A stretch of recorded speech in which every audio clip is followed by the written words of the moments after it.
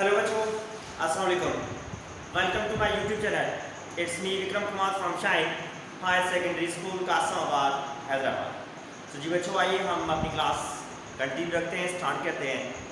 तो जो आज की क्लास में हम समझने जा रहे हैं वो आपके सामने बोर्ड पे क्वेश्चन नंबर 3 समझेंगे। एक्सरसाइज 6.7 कंटिन्यू है, जिसमें क्वेश्चन नंबर 3 जो है वो क्या है, find the following indefinite integral. अब यहाँ पर जैसे क्वेश्चन नंबर 1 है, क्वेश्चन नंबर 2 इसी एक्सरसाइज समझिए, वहां पर कह रहा था पर्टिकुलर मींस एक आपको रास्ता दिखा रहा था कि इस रास्ते पे चलना है। यहाँ पर कह रहा है कि आपको यहाँ पर इस साइड पे जाना है, तो मीन्स वो रास्ता हमें चूज करना है किस वे पे जाए आप। ठीक है, तो ये क्वेश्चन पार्ट नंबर 1 में इंटीग्रेशन परफॉर्म करके x³ multiply by e power 2x, दो फैक्टर्स मल्टीप्लाई में इंटीग्रेशन परफॉर्म करें। अब डिसाइड हमें करना है कैसे इंटीग्रेट करें। तो इसके लिए प्रैक्टिस अगर प्रीवियस एक्सरसाइज की हुई है तो क्वेश्चन को देखकर हम डिसाइड कर सकते हैं इजीली कौन सा रास्ता चूज करना है। अब देखिए, पहला स्टेप आपके माइंड में यही क्लिक होगा, अगर दो फैक्टर्स मल्टीप्लाई में है तो सब्स्टिट्यूशन मेथड अगर हो जाए दैट इज गुड। मगर जहां पर सब्स्टिट्यूशन मेथड नहीं होगा क्योंकि वेरिएबल x पावर 3 उसके साथ एक्सपोनेंशियल टर्म में पावर भी मौजूद है, तो क्या करेंगे, सब्स्टिट्यूशन मेथड नहीं है तो दूसरा अल्टरनेट वे यही है, by parts, integration by parts, जो समझते आ रहा है। सही है बच्चों? तो आइए समझते हैं इंटीग्रेशन बाय पार्ट्स के हिसाब से कैसे सॉल्व हो रहा है। सॉल्यूशन लिखना जरूरी है। इंटीग्रेशन परफॉर्म करनी है x³ into e power 2x and dx। जी है, अब इंटीग्रेशन बाय पार्ट्स परफॉर्म करिए। वो इंटीग्रेशन बाय पार्ट्स है क्या, कौन सी चीज है? वो इंटीग्रेशन बाय पार्ट्स ये है, अगर दो फैक्टर्स मल्टीप्लाई में है, इंटीग्रेशन करनी है, तो ये फॉर्मूला हम यूज करते आ रहे हैं, ये फॉर्मूला यूज करेंगे।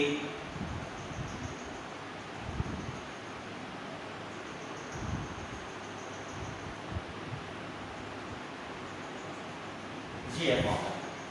ठीक, अब यहां पर इस फॉर्मूला में दो फैक्टर्स जो मल्टीप्लाई में u इंटू v है, तो क्वेश्चन जो गिवन है वहां पर भी दो फैक्टर है। अब यहाँ पर u एंड v सोच समझ के असाइन करना है, ऐसा नहीं है फर्स्ट फैक्टर को u कर दिया, सेकंड को v कर दिया, सॉल्व करेंगे। नो, सोच समझ के आपको सॉल्व करना है। वो कैसे सोच समझ के सॉल्व करें, तो क्वेश्चन पे देखें टर्म्स में, अगर लेट सपोज यहाँ पर देखिए इसको u असाइन कर रहे हैं तो means u means derivative u वाले टर्म की हो रही है, v वाले टर्म की इंटीग्रेशन हो रही है। x पावर 3 को अगर u ले रहे हैं तो डेरिवेटिव करेंगे तो पावर डिक्रीज होगा वेरिएबल का।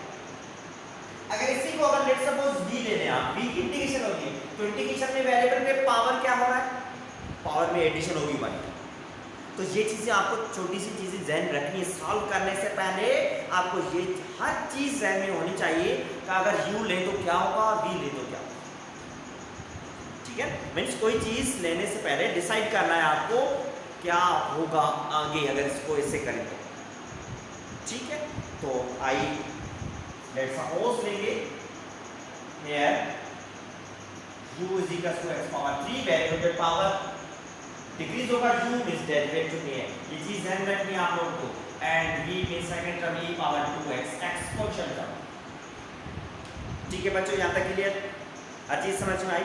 अब जस्ट फॉर्मूला में सब्स्टिट्यूट करना है एंड सॉल्व करते जाएंगे। So now x power 3 into e power 2x dx, formula को समझना है, u की जो वैल्यू असाइन की है वो, इंटीग्रेशन ऑफ v की जो वैल्यू असाइन की है वो आ जाएगी, minus integration of middle bracket इसका डेरिवेटिव करनी है, u की जो वैल्यू असाइन की है वो आ गई, इंटीग्रेशन ऑफ v की जो वैल्यू असाइन की है वो आ जाएगी, dx मिडिल ब्रैकेट और n dx। ठीक है बच्चों, ये स्टेप समझ में आया? सही, आप देखते जाए कैसे सिंपलीफाई करेंगे।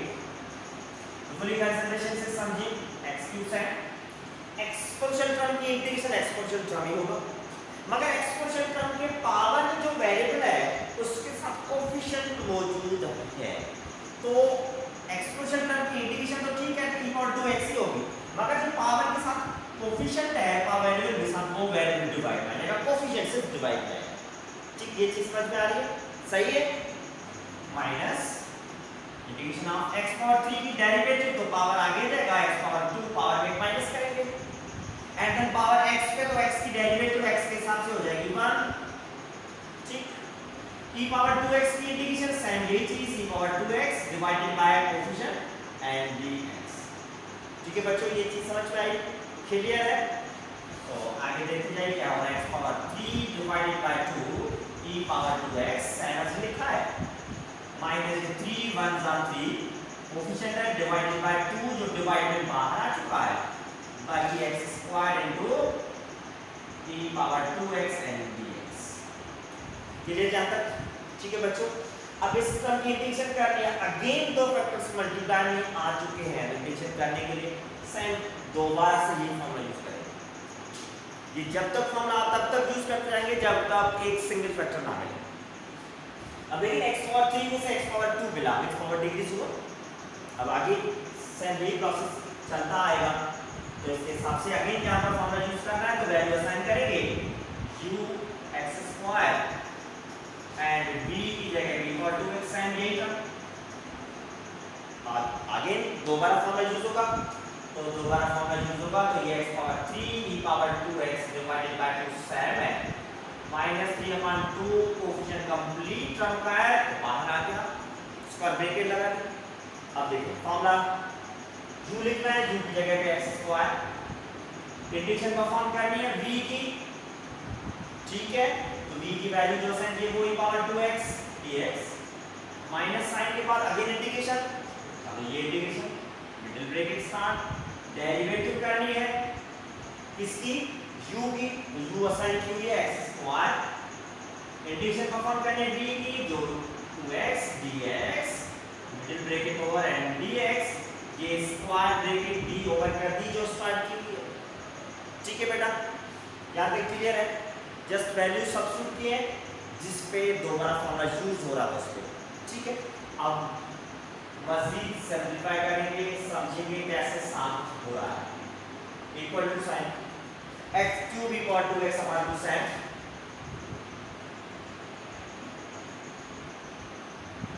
ठीक, -3 डिवाइडेड बाय 2 कोफिशिएंट ये भी साइन, अब ये मल्टीप्लाई होगा हर फैक्टर के साथ, x square e power 2x की इंटीग्रेशन साइन यही थी, यहां पर परफॉर्म की हुई है e power 2x divided by 2।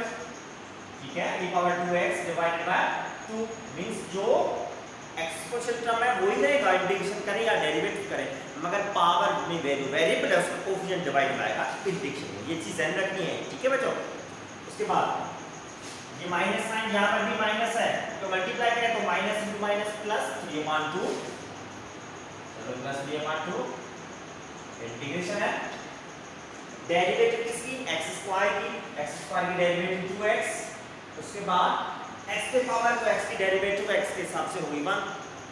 ठीक, एंड देन आगे exponential term, again exponential term की integration e power 2x divided by 2 and dx। ठीक है, साइन जमा चुका है, so is equal to x power 3 e power 2x divided by 2 minus 3 divided by 2 को multiply करेंगे 2 के साथ, डिनोमिनेटर में फैक्टर है 2 2 हो गया ये 4, बाकी x square into e power 2x है एंड देन प्लस 2 से डिवाइड हो गया, मल्टीप्लाई में फैक्टर्स है, यहाँ पर ये डिनोमिनेटर में टर्म मौजूद है तो divide 3 divided by 2 terms remain same, x multiply by 1, x into 1 means x, बाकी exponential term e power 2x and dx comes same. ठीक, अब नेक्स्ट स्टेप में क्या करेंगे, ये दो इंटीग्रेशन परफॉर्म हो चुकी है, यहाँ पर ये इंटीग्रल फैक्टर है, इसमें भी अगेन दो फैक्टर्स आपके सामने मौजूद है, वेरिएबल x एंड इसके साथ एक्सपोनेंशियल टर्म, दोबारा से यहाँ पर इंटीग्रेशन बाय पार्ट्स का फॉर्मूला यूज होगा। ठीक है, कैसे फॉर्मूला यूज करेंगे, सेम यही स्टेप्स हैं, इसी वे से सॉल्व करेंगे। मगर यहाँ पर अगेन वही चीज आपको ध्यान रखनी है, इंटीग्रेशन बाय पार्ट्स में u एंड v दो फैक्टर्स हैं, तो u किसको असाइन करें एंड v किसको असाइन करें, ये चीज ध्यान रखनी सॉल्व करने से पहले। तो देखिए जैसे u is equal to x and v is equal to exponential term, ठीक, इस पे फॉर्मूला यूज करना है, इसकी असाइन किया u x वेरिएबल को असाइन किया क्योंकि u फैक्टर की डेरिवेटिव हो रही है, तो डेरिवेटिव करेंगे तो पावर वेरिएबल का डिक्रीज होता जाएगा। तो अब देखें कैसे सॉल्व हुआ, x power 3 e power 2x divided by 2 3/4 x square into e power 2x plus 3/2, इस इंटीग्रल फैक्टर का कोएफिशिएंट है, तो कोएफिशिएंट है तो बाहर लिखेंगे इस कोएफिशिएंट को। अब फॉर्मूला यूज करना है, u वैल्यू जो सेम की वो इंटीग्रेशन v की ये आ चुकी है, माइनस साइन इंटीग्रेशन है, डेरिवेटिव करने विद रेस्पेक्ट टू x के साथ u की integration of v e power 2x dx middle bracket over and dx square bracket जो स्टार्ट किया वो क्यों, तो सेम एज इट मैंने जो फॉर्मूला यूज किया है वहां पर अगेन ये फॉर्मूला तब तक यूज करते जाएंगे जब तक ये फैक्टर्स खत्म ना हो, सिंगल वेरिएबल तक ना रहे, सही है। सो देखिए हमारा सिंपलीफिकेशन है, x power 3 e power 2x divided by 2 sine minus 3 divided by 4x square into e power 2x sine, अब ये प्लस 3/2 कोएफिशिएंट है x, एक्सपोनेंशियल टर्म की integration sine exponential term, power में वेरिएबल का कोएफिशिएंट डिवाइड लिखेंगे, ठीक है, जो प्रीवियस स्टेप्स में समस्या आ रहे हैं, माइनस साइन ये प्लस एंड यहाँ पर माइनस है, मल्टीप्लाई कर रहे हैं तो साइन पहले मल्टीप्लाई करेंगे, सही है, plus into minus minus 3/2 coefficient आ चुका है, ये कोएफिशिएंट हर टर्म का है, उसके बाद इंटीग्रेशन ऑफ डेरिवेटिव हो रही है x की, x के हिसाब से ये होगी 1, एक्सपोनेंशियल टर्म की इंटीग्रेशन हो रही है तो एक्सपोनेंशियल टर्म से कोएफिशिएंट डिवाइड में आ जाएगा। ओके बच्चों, समझ में आया स्टेप, ठीक है, तो आगे देखें क्या होगा, ये फैक्टर सैम लिखा जाएगा 3 divided by 4x square e power 2x Sam है, 3 डिवाइडेड बाय 2 मल्टीप्लाई बाय 2 के साथ 2 गुना 4, सही, e power x into e power 2x Sam minus ये 3 अपान में ये 2 डिवाइड में जो कोएफिशिएंट है बाहर जाएंगे तो उसके साथ मल्टीप्लाई हो जाएगा 4, बाकी ये एडिशन परफॉर्म करनी है e पावर 2x सिंपली एक ही टर्म आ चुका। अब देखिए सिंगल टर्म आया, ठीक है, तो ये इंटीग्रेशन बाय पार्ट्स का फॉर्मूला आप तब तक यूज करेंगे जब तक सिंगल फैक्टर इंटीग्रल फॉर्म में ना आए। तो अब सिंपली लास्ट स्टेप आपके पास ये है, first factor Sam, second factor Sam, third factor Sam, 3 divided bye 4।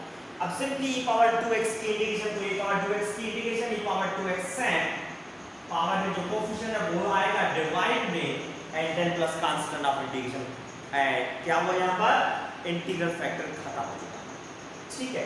अब जस्ट सिंपलीफाई करेंगे, x power 3 e power 2x divided by 2, 3 divided bye 4 x square e power 2x, 3 divided bye 4 x into e power 2x minus 3 divided bye 4 multiply हो रहा है 2 के साथ 4 2 8, simply यहाँ पर exponential term 2x plus constant of integration, सही है।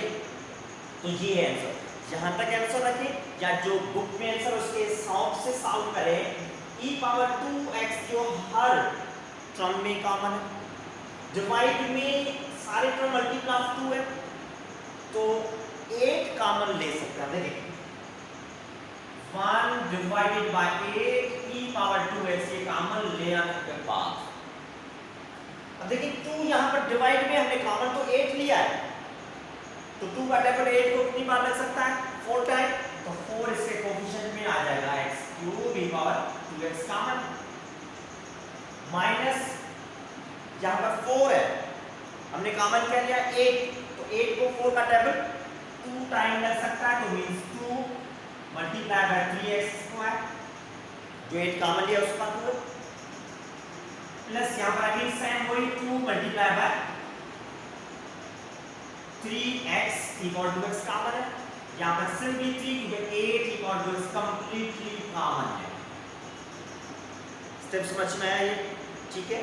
Finally 1 divided by 8 की power 2x 4x power 3 sin 2 multiply bye 3 2 3 6x square sin 2 multiply bye 3 6x minus 3 constant number plus constant of integration c।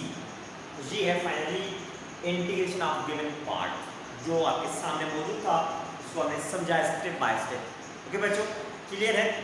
तो finally आप लोगों का फर्ज बनता है कि इस यूट्यूब चैनल को आप ज़रूर सब्सक्राइब करें, शेयर करें, उसके साथ बेल आइकन को प्रेस करें ताकि हर जो वीडियो अपलोड होगी उसका आपको नोटिफिकेशन मिले, आप इजीली प्रॉब्लम बाय प्रॉब्लम समझें, सीखें, टाइम पे कंप्लीट कर सकें। ओके बच्चों, अल्लाह हाफिज़।